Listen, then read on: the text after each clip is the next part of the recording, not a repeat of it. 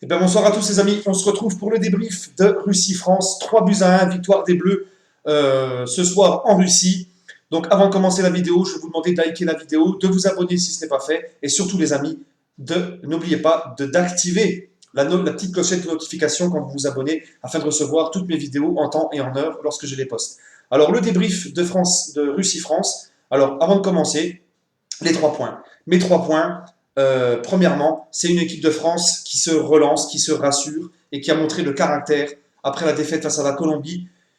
Ils ont montré le caractère qu'il fallait, ils se sont relancés, ils se sont rassurés. Donc ça, c'est un point positif. Ils ont été gagnés chez le pays organisateur qui organisera le prochain mondial. Donc c'est un point important. La France qui rassure et qui nous rassure. Deuxième point, Mbappé. Et oui, les amis, parce que Mbappé, il y en a qui le critiquent, soi-disant au PSG, le gamin il a régressé, soi-disant les Bleus régressent depuis qu'il est là. Bon, en attendant, Mbappé, avec le PSG, c'est 19 buts, 13 passes décisives, toutes compétitions confondues, en marquant face au Bayern, match aller-retour. Alors certes, il n'a pas été flamboyant face au Real, mais on oublie souvent que le gamin il a 19 ans et que ça arrive de se louper face à un grand d'Europe.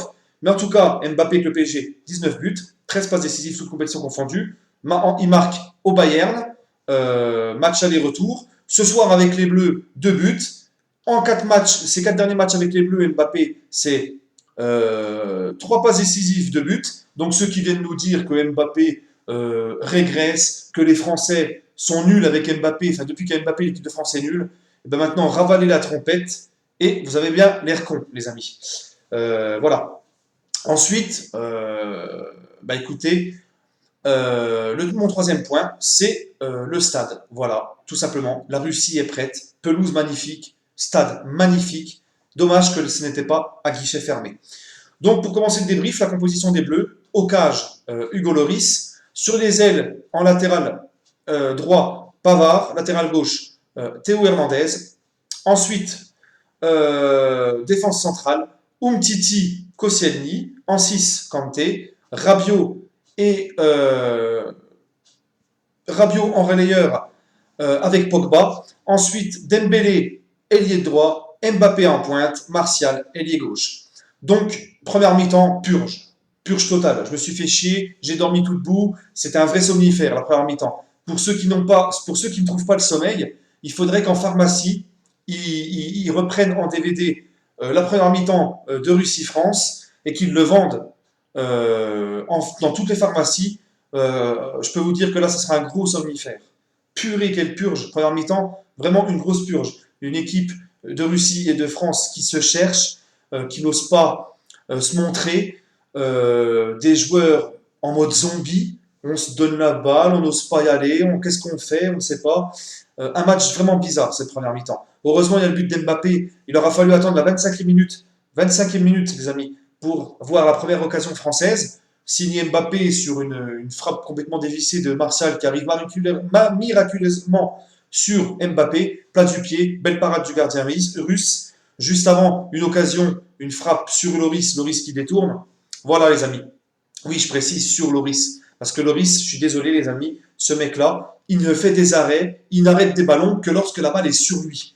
Dès que ça va un peu sur les côtés et tout, il ne va jamais les chercher. Il me gonfle. Même s'il a fait des arrêts, à chaque fois c'est des arrêts réflexes, mais sur lui. Donc voilà, le but russe, il m'a encore gonflé, il est mal positionné, il bouge pas son angle, je sais même pas ce qu'il fait. Enfin bref, voilà. En tout cas, deuxième mi-temps, ça change radicalement. Les Bleus accélèrent, font plus de pressing. Pogba met vite à l'abri des Bleus d'un magnifique coup franc. Ensuite, les Russes, eh ben, à l'image des Colombiens, ne se découragent pas, va réduire le score, 2 buts à 1. Alors les errances défensives encore. Umtiti, franchement, on me vante que c'est un monstre au Barça, que c'est le patron. J'ai pas trop vu le Barça cette année. Moi, j'ai donné mon avis déjà contre la Colombie. J'ai dit que Umtiti, pour moi, il est surcoté. Parce que l'année dernière, quand je l'ai vu avec le Barça, je ne l'ai pas trouvé flamboyant. Avec les Bleus, à chaque fois que je le vois, il n'est pas flamboyant. Cette année, j'ai pas trop regardé, mais apparemment, il a l'air bon avec le Barça. Mais les amis, en bleu, Umtiti, il est vraiment fébrile. Ça n'a rien à voir avec un patron, quoi. Koscielny a été meilleur que lui. Umtiti a été fébrile. Ensuite, voilà, donc réduction du score. Deschamps fait rentrer le pot de fleurs Giroud.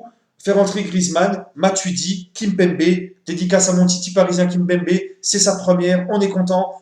Enfin Deschamps le fait jouer, on peut le dire, il est international tricolore, il a enfin sa première sélection. Alors Giroud qui rentre, bon bah, vous avez deviné, c'était même pas la peine de... Voilà, on le savait tous, il a rien apporté, le mec. Ensuite, Mbappé qui marque le troisième but. Alors Kiki, il nous a régalé. Petite roulette, passement de jambes, crochet extérieur, frappe, but. Magnifique. Ensuite, il s'est blessé. Espérons qu'il ne soit pas forfait face à Monaco en Coupe de la Ligue, mais je pense que c'est plus par précaution. Mais des Français, voilà, qui ont été un petit peu hésitants, un petit peu, qui sont relâchés après le deuxième but, mais ça n'a pas duré longtemps. Dès que la Russie a réduit le score, ils ont mis le bleu de chauffe.